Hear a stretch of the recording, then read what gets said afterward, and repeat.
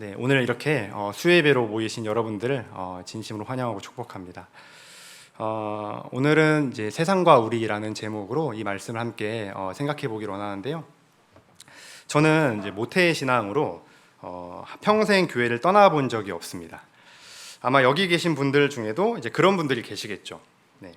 특히 이제 중학교와 고등학교 시절에 하나님을 제대로 믿게 된 후에는 더더욱이나 그렇습니다. 네, 그런데 그런 제게 고민이 하나 있습니다. 어느 순간 이제 문득 저를 돌아보니까 주변에 교회 다니지 않는 사람들이 없다는 것입니다. 거의 없어요. 거의. 10대 후반에서 20대 초반까지 여러 가지 활동들을 많이 했었을 때 노방전도와 노방찬양도 했었습니다. 하지만 이제는 공부한다는 그리고 사역한다는 핑계로 하지 못하고 있죠. 또 인간관계도 이제 정리되기 시작했습니다. 주변에 믿지 않는 사람들하고 교류가 점점 끊겼어요. 시간이 맞지 않다고 이제 말하고 또 이제 생각하는 게 말하는 게 이제 너무 다르다 보니까 관계를 이어나가기가 굉장히 이제 어려웠습니다. 혹시 저와 같은 분들이 계신가요? 내 가족, 친지, 친구 등 주변에 교회 다니는 사람밖에 없다. 믿는 사람밖에 없다라고 이제 말씀하시는 분들이 계시리라 생각됩니다. 오늘 말씀은 세상과 우리와의 관계를 조금 보여주고 있다고 생각을 하는데요. 함께 살펴보도록 하겠습니다. 예수님은 비유로 많은 말씀을 하셨죠. 특히 이제 마태복음 13장은 천국에 관한 비유가 많이 나옵니다. 천국은 무엇과 같다. 이런 비유가 총 6차례 등장하는데 오늘 우리가 함께 읽은 본문은 가장 첫 번째 천국은 무엇과 같다 비유입니다. 일명 이제 가라지 비유라고 합니다. 이 가라지라는 비유가 조금 어색하시죠? 다른 말로는 독보리라고 해요. 네, 독보리. 이 독보리는 이제 곡물 작물 중에 하나인데 어떤 특징이 하나 있습니다. 뭐냐면 처음에는 이제 곡식과 닮아 있는데 나중에는 확연히 구분된다고 해요. 수확대에 되면. 주로 이제 밀이나 보리와 같은 곡물과 함께 혼합되어서 자란다고 합니다. 그런데 이제 독성이 있어서 인간이나 동물이 먹게 되면 중독을 일으킨다고 합니다. 그래서 이제 조금 더 와닿기 위해서 지금부터는 가라지가 아닌 독보리라고 부르도록 하겠습니다. 예수님께서 말씀하십니다.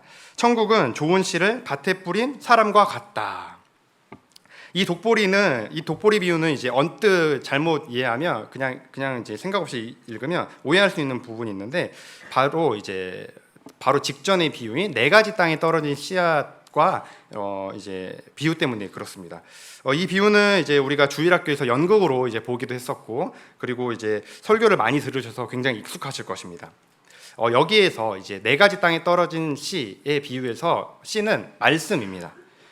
땅은 사람의 마음 상태 또는 이제 그 사람 상태를 이제 가리킨다고 볼 수가 있겠습니다. 그러나 독보리 비유는 조금 다릅니다. 네.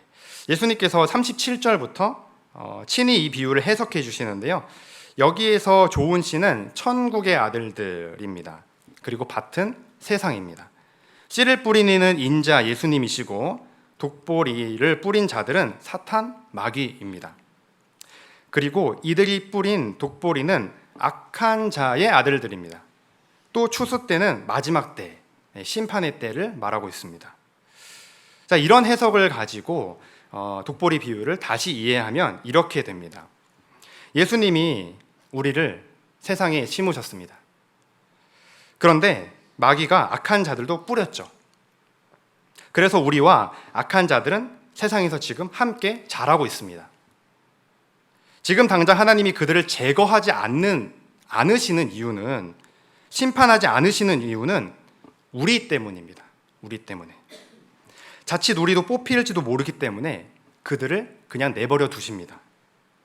또 우리 편에서는 추수 때가 되기 전까지 심판의 때가 되기 전까지는 누가 곡식인지 누가 진짜 하나님의 아들들이고 누가 독보리인지 즉 마귀에게 속했는지 함부로 모르기 때문에 판단할 수가 없습니다.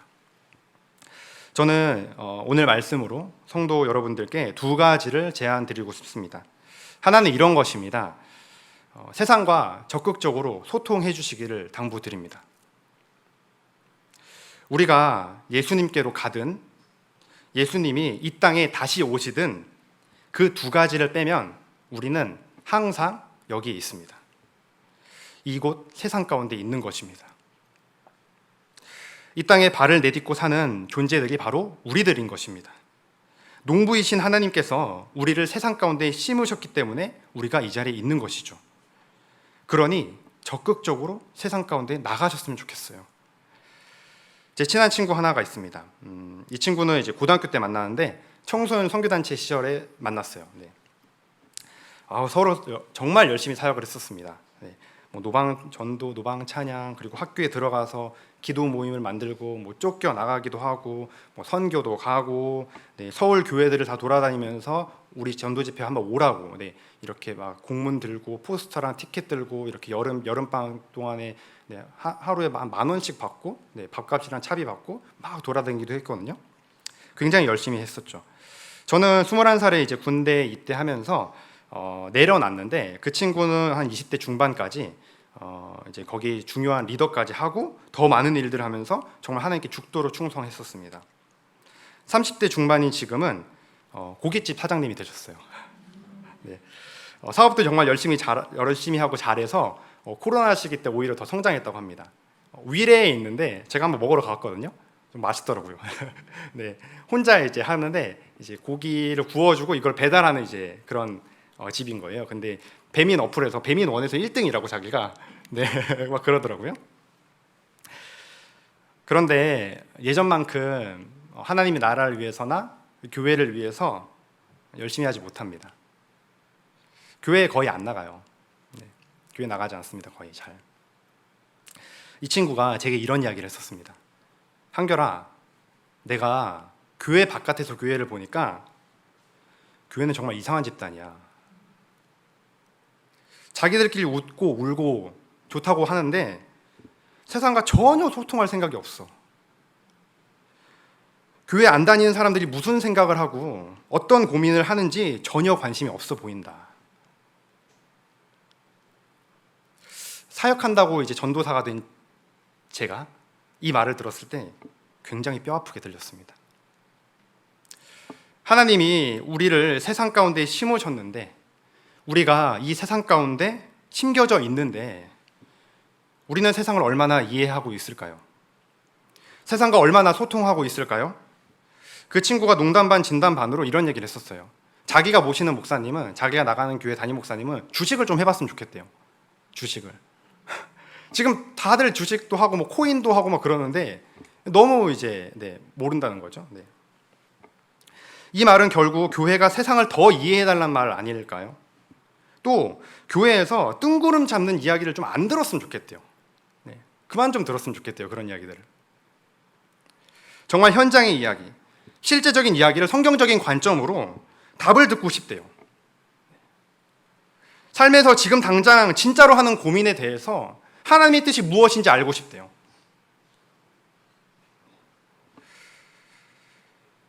요즘 30, 40대가 이런 이야기를 하거든요. 제가 이제 30대이기 때문에 제가 아는 형님하고도 이제 이런 얘기를 했었는데 그 형님도 굉장히 하나님을 위해서 열심히 살았던 분이고 신앙이 있는 사람들입니다. 다들. 네, 신앙이 있어요. 그런데 뭐라고 얘기를 하냐면 이래요. 교회는 많은데 교회가 없대요. 네, 공감하시는 분도 계시죠. 교회는 많은데 교회는 없다. 네, 교회 가고 싶다는 말입니다. 그런데 가고 싶은 교회가 없대요. 네. 제가 신대원 수업 때 이제 한 교수님께서 이런 말씀을 하신 적이 있는데 서재에서 탈출해서 펍, 술집으로 가라. 네. 이거는 선교적 교회, 미셔널 처치의 구호 중 하나이거든요. 제가 이제 얼마 전에 이제 신대원에서 수업을 신대원에 다녔을 때 미국 이제 워싱턴 중앙 장로 교회, 워싱턴 아니고 와싱턴입니다. 를 담임하시는 류응렬 목사님의 설교를 들은 적이 있어요. 네. 교수님이셨는데 부르심을 받고 이제 미국으로 도미하셔서 거기 담임 목사가 되셨습니다. 이분이 이제 한 번은 헬스장에서 이제 운동을 하시는데 이제 어떤 한 사람이 계속 눈에 밟히더라는 겁니다. 네. 계속 눈에 밟혔대요. 그래서 어떻게 할까 하다가 이제 기도하는 마음으로 다가가셔서 이제 복음을 전하셨대요. 그 백인 남자가 계속 이제 들었었는데 알고 봤더니 그 백인 남자도 목사님이시더랍니다. 네. 그 이제 목사님은 왜 그 이야기를 들었냐면 아니 이제 웬 동양 남자가 자기한테 영어로 말을 걸어오는데 뭐 이야기를 들어보니까 이제 복음을 전하니까 이 동양 남자는 이제 이 목사는 어떻게 복음을 전하나 궁금해서 들어봤대요. 네. 너무 신기해서. 네. 제가 정말 감동받은 부분은 이런 부분이었습니다. 교수 사역도 하셨고 또 이제는 큰 교회 담임 목사님이신 분이 전도의 열정을 가지고 복음을 전한다는 사실이었습니다. 이거는 항상 이제 머릿속에 어떻게 하면 믿지 않는 사람들에게 복음을 전할까? 어떻게 하면 교회 다니지 않는 사람들에게 다가갈 수 있을까? 이런 고민을 하지 않고서는 할 수 없는 일입니다. 저희 그때 신대원생들이 한 천여 명 정도 있었는데 전 개인적으로 굉장히 부끄럽게 여겨졌어요. 난 지금 뭐 하고 있나? 우리는 세상에 얼마나 많은 관심이 있을까요? 그들이 무슨 생각을 하는지, 그들이 가지고 있는 고민이 무엇인지, 세상을 얼마나 이해하는지 등 말입니다. 왜 우리가 세상에 대한 이해, 관심을 가져야 합니까? 우리가 세상에 심겨져 있기 때문에 그렇습니다. 하나님이 우리를 세상에 두셨기 때문에 그렇습니다. 그리고 우리는 누가 하나님의 사람인지 누가 악한 자들인지 모르기 때문에 열심히 복음을 전해야 하는 것입니다. 두 번째로 제안 드리고 싶은 것은 이런 것입니다. 우리 각자가 잘 자라는 일이에요. 우리 각자가. 우리 모두가 하나님이 이제 세상이라는 밭에 심으신 씨앗이라면 가장 먼저는 잘 자라서 좋은 열매를 많이 맺는 것입니다. 그렇다면 잘 자라는 일은 무엇일까요? 어떤 것을 의미할까요? 요한복음의 말씀에 보면 예수님께서 말씀하셨죠. 나는 포도나무요, 너희는 가지라. 가지가 이제 열매를 제대로 맺기 위해서는 나무에 잘 붙어 있어야 합니다. 그래야 영양분을 잘 공급받고 가지가 튼튼해지며 좋은 열매를 많이 맺을 수가 있겠죠. 그가 내 안에, 내가 그 안에 거하면 사람이 열매를 많이 맺나니 나를 떠나서는 너희가 아무것도 할 수 없음이라. 아멘. 그런데 전도사님, 저는요 그 성향상 전도가 참 어렵습니다. 네, 이해합니다. 그러실 수 있어요. 그런 분들에게는 이렇게 말씀드리고 싶어요. 꼭 말로 이렇게 전도하지 않으셔도 됩니다. 그저 세상에서 예수 믿는 사람으로 부끄러움 없이 살아주세요. 예수 정말 잘 믿는 사람으로, 세상 가운데서 부끄러움 없는 사람으로, 하나님의 사람으로서 크고 놀라운 일을 행하는 것도 의미가 있지만 꼭 그게 아니어도 됩니다. 제가 이제 소위 중학교 시절 때 그렇게 이제 불을 받고 열심히 이제 신앙생활을 했었습니다. 그때 이제 꿈이 목회자가 되는 게 꿈이었어요. 근데 어느 순간에 바뀌었습니다. 그 꿈을 내려놨어요. 포기했어요. 이제 왜 바뀌었냐? 조금 이제 죄송한 말씀이지만 저도 이제 사역자가 됐으니까 치기 어린 시절에 제가 보는 전도사님들하고 목사님들은 영적인 전쟁터에서 최전방에 서 있지 않다고 생각했어요. 무슨 말이냐면 이분들이 이제 주로 교회에 계시잖아요. 그런데 실제로 복음을 전해야 될 대상들은 회사에 있고 길거리에 있고 술집에 있다는 사실이죠. 그러면 나는 세상에서 직업을 가지고 내가 직장에 들어가서 내가 믿지 않는 사람들과 섞여서 살아야겠구나. 그리고 믿는 사람으로서 어떻게 말하고 행동하는지, 그래서 판단하고 결정하는지 그걸 보여줘야겠다. 말로 나불나불 거리면서 복음에 대해서 얘기하는 게 아니라 삶으로 복음을 살아내야겠구나. 그렇게 다짐했었고, 그래서 목회자가 되지 않기로 했었습니다. 나의 달려갈 길과 주 예수께 받은 사명, 곧 하나님의 은혜의 복음을 증언하는 일을 마치려 하면은 나의 생명조차 조금도 귀한 것으로 여기지 아니하노라. 사도행전 20장 24절 말씀입니다. 이제 제가 삶의 기치로 삼은 말씀인데요. 다른 한편으로는 저는 성도 여러분들이 조금 부럽습니다. 여러분들 주변에는 아직 이제 믿지 않는 사람들과 교회 다니지 않는 분들이 적지 않이 계시잖아요. 가장 먼저는 그들에게 여러분이 교회 다니는 사람임을 알리는 것부터 시작해 보면 어떨까요? 혹시 여러분들 주변에 그 친한 분들이 여러분이 아직도 교회 다니지 교회 다니는 사람이라는 거를 모르는 그런 분들은 안 계시겠죠. 그러신다면 그것부터 알리는 겁니다. 수요일 날 브런치 카페 가자 했는데 나 교회 가야 돼. 교회? 너 교회 다녀? 네, 이렇게 브런치 카페 말고 교회 카페 가자. 교회 카페 있다고. 그렇게 시작해 보는 거죠. 그렇게.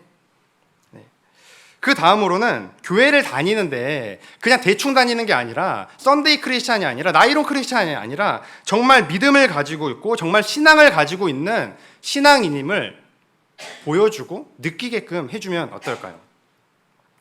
그들이 정말 힘들고 어려울 때, 한계에 부딪히고 인생의 근본적인 질문에 맞닥뜨리게 될 때 누구를 찾게 될까요? 바로 여러분들을 찾게 될 것입니다. 그때 여러분이 가진 소망, 복음을 전해 주시기 바랍니다. 저랑 친한 같은 반 전도사님 이야기입니다. 한 번은 자신이 전도하지 못하고 있다는 것에 대해서 굉장히 아쉬워하셨어요. 굉장히 조금 낙심하면서 저랑 대화를 했었었는데 저도 그런 얘기를 막 했었죠. 맨날 도서관에 있고. 근데 여러분 사실 좋은 목회자가 되려면 잘 아시겠지만 책을 정말 많이 읽어야 되고 그리고 사색도 정말 많이 해야 되고 묵상도 정말 많이 해야 됩니다. 진짜 말씀을 끼고 살아야 되거든요. 그런데 주로 교회에 있는 거예요. 주로 교회, 도서관, 그리고 기도하는 데 있고. 실제로 내가 지금 누구에게 전도하고 있나? 누가 나로 인해서 예수 믿게 되었나? 자신이 부끄럽다는 거죠. 그래서 제가 그분께 이렇게 말씀드렸어요. 똑같은 부끄러움을 갖고 있는 제가 이렇게 말씀드렸어요. 전도사님, 하나님을 위해서, 교회를 위해서 누구보다도 열심히 살고 계시잖아요. 그거면 되지 않았을까요? 하나님이 마음의 중심을 보고 계시잖아요. 그분은 저랑 몇 살 차이가 나지 않는 형님이신데 몇 년 전에 암에 걸리셨대요. 그리고 나으셨습니다. 그리고는 지금부터의 인생은 하나님께 덤으로 받은 인생이라면서 하루에 적게는 2-3시간, 많게는 4-5시간 이렇게 자면서 항상 생활하세요. 항상 몬스터나 레드불 같은 카페인 음료를 아주 달고 살았었습니다. 제가 정말 진지하게 전도사님 이렇게 살면 일찍 죽어요. 그렇게 얘기했어요. 거의 40인데 40 넘었나? 그쯤 되는데 이러면 50 되기 전에 주님 보십니다 라고 했더니 그분이 오히려 사랑하는 예수님 일찍 보면 좋은 거 아니겠냐고. 나는 암에 나은 후로는 그때부터는 하나님께서 덤으로 주신 인생이라 내가 시간을 허투루 허비할 수 없다고 하시면서 그렇게 살고 계십니다. 지금 부산에서 사역 중이신데 거기 행정 목사님도 그런 말 똑같이 하셨대요. 누구누구 전도사 이러면 죽어 당신. 진짜 죽어. 이렇게 카페인 음료를 막 몸에 달고 살고 암에서 나은 사람이잖아요. 그런데 이러면 안 돼라고 했는데 똑같이 이렇게. 그 시간에 아낀 시간에 뭐 하냐면 말씀을 얼마나 사랑하는지 항상 말씀을 끼고 살고 연구하고 또 연구하는 분이세요. 전도하면 좋지만 전도할 수 없는 상황, 환경이나 정말 성향상 어렵다면 나라는 하나님의 씨앗이 잘 자라날 수 있도록 해보면 어떨까요? 어차피 여러분 우리 모두는 세상 가운데 지금 심겨져 있습니다. 내가 그리스도인이라는 정체성, 하나님의 사람이라는 자아가 정말 분명하다면 세상은 알아보게 되어 있습니다. 숨길 수가 없습니다. 이 세상에서 예수님께 잘 붙어있고 정말 하나님과 가까이 지냄으로 내게 주어진 삶을 성실하게 잘 살아내는 것도 충분히 의미가 있습니다. 충분히. 로마서에서 바울이 이렇게 말을 합니다. 우리 중에 누구든지 자기를 위하여 사는 자가 없고 자기를 위하여 죽는 자도 없도다. 우리가 살아도 주를 위하여 살고 죽어도 주를 위하여 죽나니 그러므로 사나 죽으나 우리가 주의 것이로다. 아멘. 여러분, 이것이 우리 모두의 마음 아닙니까? 우리가 하나님께 은혜를 받아서 구원을 얻고 난 뒤로부터 우리가 무엇을 하든지 간에 죽게 하듯 하지 않습니까? 또 우리는 모두 주를 위해서 살고 죽는 사람들 아닙니까? 우리는 사나 죽으나 주의 것이기 때문에 그렇습니다. 이러한 마음의 중심이 올바르다면 우리가 하는 모든 일이 하나님 앞에서 의미가 있을 것입니다. 이제 설교를 정리하도록 하겠습니다. 주일부터 우리 교회는 이제 한 달간 선교 축제를 맞았습니다. 모레도 귀한 강사님을 모시고 선교에 대한 도전을 받을 것인데, 제가 생각하는 전도, 선교는 한 단어로 정의하면 이런 것 같아요. 관심. 바울은 고린도전서에서 유대인들을 얻기 위해서 유대인들과 같이 되었다고 말을 합니다. 이제 더 이상 자신은 율법 아래에 있는 사람이 아니지만 율법 아래에 있는 자들처럼 하는 이유가 그들을 얻기 위해서라고 얘기를 해요. 또한 반대로 율법 없는 자들을 얻기 위해서 율법 없는 자와 같이 되었다고 말을 합니다. 우리 기독교는 여러분, 산속에 들어가서 돌을 닦는 종교가 아니죠. 오히려 세상 가운데로 나아가야 합니다. 시장터와 같이 사람들이 많이 몰리는 곳에 가서 복음을 증언해야 되는 것입니다. 세상 속에서 예수 믿는 사람으로, 하나님의 사람으로서 삶을 살아내셔야 됩니다. 왜냐하면 우리는 아직, 그리고 지금 세상 가운데 있기 때문에 그렇습니다. 작년 목회 데이터 연구소가 연구하고 조사한 그런 분석 자료에 따르면 우리나라 종교인의 비율은 37%라고 합니다. 무종교인은 63%라고 해요. 조사가 시작되고 98년도부터 5차례 조사를 했었는데 23년도 작년이죠. 작년에 종교인 비율이 가장 최저치, 아주 급격하게 하락을 했었습니다. 이미 여러분, 우리 다음 세대 10대 학생들이 처한 환경은 미전도 종족 국가와 같습니다. 이런 무종교인들의 증가 이유에 대해서 무종교인들에게 물어봤어요. 왜 종교를 가지지 않았냐고. 두 가지를 이야기했는데 무관심과 실망이랍니다.